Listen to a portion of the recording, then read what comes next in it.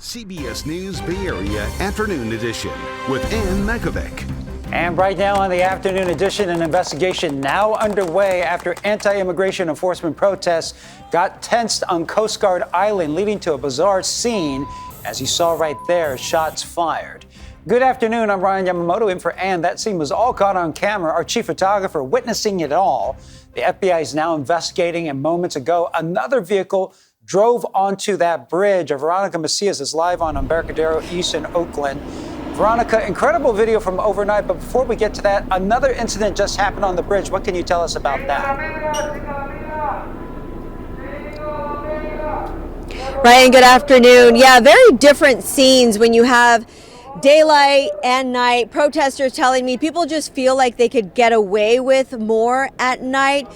But even though you have different scenes right now, things seem to remain tense on the bridge. You have a smaller crowd at this hour here at the entrance of the Coast Base Alameda. But just maybe a half an hour ago, there was an elderly woman who was trying to make her way onto the Coast Guard base bridge. And it seems that the Coast Guard members threw pepper balls at her. Now, here's video of this green Toyota that was making its way onto the bridge. The elderly woman managed to get close to the barricade perimeter that they have now set up. And while it seemed like she was a little disoriented and unaware of the things that the Coast Guard has set up here, they started throwing those pepper balls at her to irritate the driver, ordering her here to get off the bridge. Protesters telling me more than one elderly person has approached the bridge this morning to get on for base services, perhaps, unaware that the base is now a staging area for the Department of Homeland Security. But let's go ahead and show you video from last night. While this elderly woman may not have had the intention of causing harm, the FBI is now investigating the driver of a U-Haul truck who appeared to cause harm by ramming the large vehicle at the Coast Guard members at the entrance of the post last night at about 10 p.m. Today, we're learning that the driver, who has not been identified, was struck in the stomach, is being detained today for a mental health evaluation. A bystander was also injured by the fragments when gunfire erupted last night. Both expected to be okay. Protesters telling me that the majority of the people here aren't here to cause harm. They want to protect families from the, quote, horrifying scenes playing out in other major cities like Chicago, they tell me. We don't know where these people are actually being taken. There's people that are just disappearing and going missing. There's people that are coming home from school, coming home from work, and they're getting taken, and no one knows where they are or haven't heard from them, and that's very concerning, and it's upsetting, and there's no due process going on. And so the concern here is very high. A militarized country should be alarming to anybody. So out here live, while you have a smaller crowd today, you do have a lot of people who have been driving by, honking in support of these protesters. We're expecting the crowd to grow because protesters here are telling me they're unswayed by the announcement of the president calling off the federal operation in the city of San Francisco. People here really worried about their friends, family members in other parts of the Bay Area like Oakland. There's one protester who I was able to talk to earlier. She tells me at her child's school right now they're mobilizing and organizing services, people coming together, maybe perhaps picking up somebody's child from school, taking them to school, maybe going out and buying groceries, because the message to the migrant community over the weekend is stay home. All right, Veronica, a real quick question. The elderly lady in that green car, she seemed, like you said, a little maybe disoriented, didn't really know what was going on. What exactly happened to her? Did she get arrested? Did she turn around and go the other way? What happened?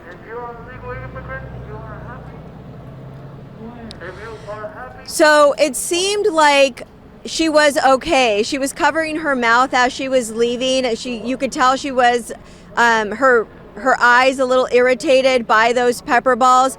But it seems very unclear as to whether or not she knew what kind of situation was going on here at the Coast Guard base in Alameda, whether or not people are trying to get onto the base to get any types of services. For the most part, we know that the protesters say there have been several people who have been maybe trying to get onto the base, trying to get some sort of to some sort of appointment, or maybe going to get their medication.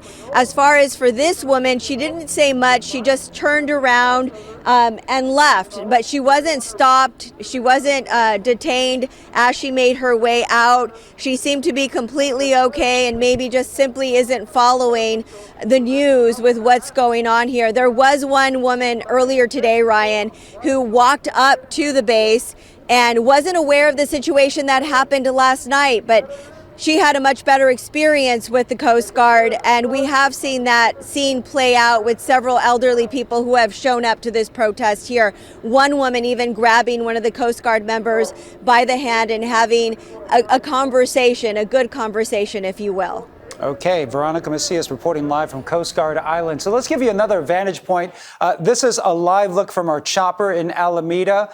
To give you another vantage of what's going on Coast Guard Island, you can see that bridge and the officers there that are blocking it.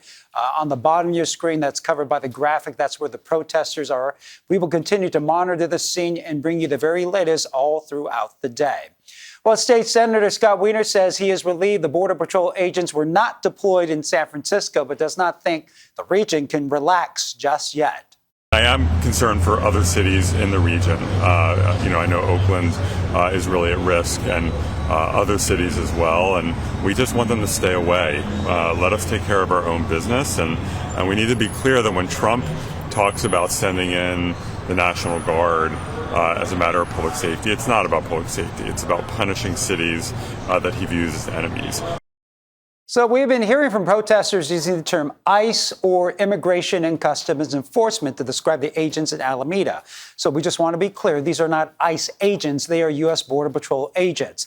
ICE typically handles immigration enforcement inside the U.S., including arrest and deportation cases. Border Patrol focuses on preventing illegal crossings and smuggling at or near our nation's borders. Both agencies fall under the Department of Homeland Security, but play very different roles in immigration enforcement. And we'll continue to monitor the situation on Coast Guard Island. Look for updates throughout the day on air online at kpix.com and streaming on the free CBS News app. Okay, to our first alert weather right now. Let's give you a live look outside from our Black Mountain camera. You can see some clouds out there, maybe even some blue skies. But we are tracking the potential for rain in some areas. So let's go over to meteorologist Jessica Burchin. Jess, just in time for the weekend, huh? I know. Well, it's going to be on and off as we dive into this weekend's forecast. So let's pull up the map below me. I want to start off with what's going on today. Before we even get to this weekend's forecast, daytime highs today are in the 60s and 70s with partly cloudy skies throughout the bay. Here's what's happening into this weekend. Clouds start rolling in Saturday afternoon. Showers on and off are in the forecast for us both Saturday and Sunday. It's not going to amount to too much, but keep in mind this area of low pressure sweeps in from the north to the south. This is the leftovers, actually, from an atmospheric river impacting the Pacific Northwest a lot more when it comes to heavy showers and winds. But what we're getting here into the next couple days, just to time this out and put timestamps to it, 7:15 in the morning tomorrow, we're getting that first dose of showers sweeping in from north to south. We could see some heavier pockets at times. That'll continue to track to the south as it loses a little bit of energy. Here we go into the rest of Saturday. I'm advancing now to Sunday. Similar trend, showers continuing to track in from the north. We're going to see more impressive rainfall totals up north, closer to around 1/4 to 1/2 inch compared to some of our friends down south, closer to around 1/10 of an inch. I'll show you that coming up in just a bit. For now, back to you. All right, thanks, Jess. Passengers at SFO are still dealing with the impacts of last night's Alaska Airlines outage. Right now, 11 Alaska Airlines flights are delayed and at least 6 more have been canceled. Around 3:30 yesterday afternoon, an outage forced the airline to temporarily ground its entire fleet. This morning, we saw long lines at check-ins. The airline says it's using its flexible travel policy to try to support its passengers. And news out of Washington right now, President Trump says he's terminating trade talks with Canada, the U.S.'s second largest trading partner, over an anti-tariff ad paid by the province of Ontario. That ad used clips from an address by the late President Ronald Reagan, which the Ronald Reagan Presidential Foundation called misrepresentative. Natalie Brand has the latest from the White House. Canadian Prime Minister Mark Carney is sending a message the door is open to future trade negotiations less than 24 hours after President Trump said on social media he's terminating talks. We stand ready to pick up on that progress and build on that progress when the Americans are ready to have those discussions. President Trump's pause is a result of this anti-tariff ad paid for by the province of Ontario. The way to prosperity for all nations is rejecting protectionist legislation and promoting fair and free competition. America's jobs and growth are at stake. In a statement Friday, the White House said the ad campaign misleadingly edited President Reagan's 1987 radio address about trade and is the latest example of how Canadian officials would, quote, rather play games than engage with the administration. I think the frustration has built up over time. I've been involved in some of these negotiations, and the Canadians have been very difficult to negotiate with. Both leaders are heading to Asia for key economic summits, where President Trump is also planning on meeting with Chinese President Xi amid ongoing trade tensions between the world's two largest economies. We have some big issues, like with the farmers and various other things. President Trump threatened an additional 100% tariff on goods from China in response to Chinese export controls on rare earth minerals, setting a deadline of November 1st. Well, it's day 24. The government shutdown and payday for many federal workers. It's unlikely any negotiations will happen this weekend with Congress on recess. House Republicans have officially canceled votes on Monday, and it's likely members will remain out of session all of next week unless a funding deal is made in the Senate. And despite the shutdown, look at this. Muir Woods is back open, at least temporarily. The entrance is free for visitors until the end of the month, all thanks to a coalition of vendors who run businesses inside the park.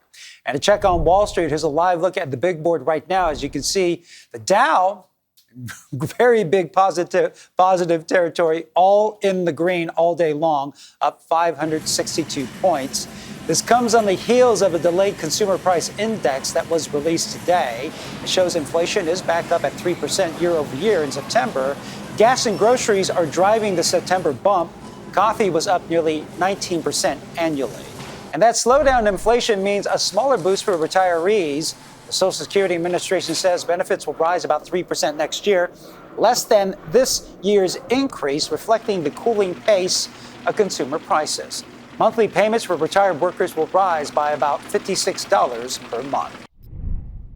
Welcome back. It was a cool, foggy morning for our friends up in the North Bay, so let's head over there right now. Let's talk about what's going on for us as we head into this afternoon. Still a cool setup for us. Let's zoom all the way into Napa and Vallejo. Talking about 60s in the forecast today. That looks very similar for our friends in San Francisco, too. 70s widespread throughout the rest of the Bay Area. Let's tilt that camera up high. I want to show you what's happening as we dive into this weekend's forecast. Clouds today rolling in from offshore. We're going to see cloudy skies and rain on tap for us as we head into our Saturday and Sunday forecast. For the most part, the impressive rainfall totals will be up in the North Bay, since that's the direction of where the storm is coming in from. But as this area of low pressure continues to push in, it's actually a strong atmospheric river that impacted the Pacific Northwest completely. We're just getting the tail end of it. So here's what's happening for us. Starting off tomorrow morning, showers in the North Bay, anywhere from Mill Valley all the way up into Santa Rosa. That continues to push south throughout the Bay Area into the afternoon hours. We'll see more showers on and off on tap for us as we head into Sunday. And in total, we could see close to around 1/4 of an inch accumulate all the way up into the North Bay near Napa and Santa Rosa. About 1/100 of an inch of rain all the way down south, closer to places like Mountain View, and all the way over into San Jose too. So you kind of get that picture painted now. As we head into the next 7 days, we're going to clear up fast as we head into that Monday forecast. As early as next week, we start to warm up too. So we'll jump from the 60s to the 70s all throughout our inland areas, and even some 80s as early as next Wednesday with sunny skies around the corner too. Now it's partly cloudy for us today, a mild day to get out there, get some fresh air. 60s on tap for us in San Francisco and across the Bay Bridge over into Oakland. We'll hold on tight to 60s diving into this weekend. By next week, we'll also notice that nice warm up as high pressure builds in. It warms us up and it dries us up. Relative humidity will drop, and we'll see sunnier conditions right around the corner. For now, back to you, Ryan. All right, thanks, Jess. The Warriors are on the road to take on the Trailblazers in Portland tonight. Golden State putting on a show for their home opener last night. Steph Curry scored 42 points to lead the Warriors to a 137-130 win over the Nuggets. Curry was amazing. In the meantime, our Lorraine Ayu caught up with this guy, a diehard fan who had no doubts the Dubs would pull it off. It's the happiest day of the year for Warrior fans across the Bay Area. Basketball is back, and as the Warriors open their season with a win on home turf against the Denver Nuggets, one passionate fan showed up in his signature home opener suit, ready to celebrate a new beginning. The fans and the players and the coach and the management, it's a real team effort. And we are here to show the world that we are one of the best put together ball clubs in the NBA. As the Dubs left fans on the edge of their seats, Thomas Haw drew in fans of his own, rocking the yellow and blue. I feel like I am you might say, the sixth man for the club and for the team and for the city. I just feel like I'm an extension of what's important here, which is teamwork and love for each other. It's the kind of love you can taste. The Chase Center is now offering 6 new eateries in the arena. We listened to our fans, we looked at the industry trends, and what they were telling us is that we need more desserts. So we're at Swish and Sugar. If you want a sweet treat, this is the place to be. The home opener ended on a sweet note, the Warriors clinching the win in overtime. Thomas had no doubts. I think people are going to be surprised at how well we play together. And if we stay healthy, there's nothing that's going to stop us. And nothing that can stop Thomas from dancing in his lucky suit. And still ahead, some celebrity health news, a diagnosis that Kim Kardashian just shared.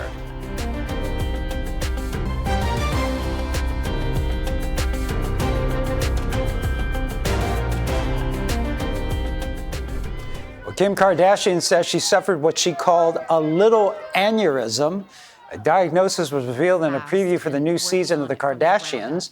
First episode follows her as she goes to the doctor for an MRI. She also talked about her psoriasis coming back, something she hasn't dealt with since her divorce with Kanye West. Stranger Things is heading to the movie theaters. Netflix confirmed the season finale will get a theatrical release for 2 days on the New Year's Eve and January 1st. It is something the Duffer Brothers, who produced the series, have been pushing for. The pair signed a 4-year deal with Paramount with the intention to make the theatrical films. The deal also allows them to keep working on Stranger Things-related projects for Netflix. And after this, we'll be right back. Well, 1 week until Halloween, and these pups, look at them, are already in the spirit. They were decked out in costumes at the Los Angeles Sheriff's Department's Pups and Cups party. These are the agency's therapy dogs. Some of the costumes included ketchup and mustard, an In-N-Out employee, and a hamburger. Plenty of smiles to go around. Oh, God, love them. Well, that's it for the afternoon edition. Remember, we're streaming 24/7 on the free CBS News app. Our next newscast is at 5 o'clock. Have a great afternoon and happy Friday.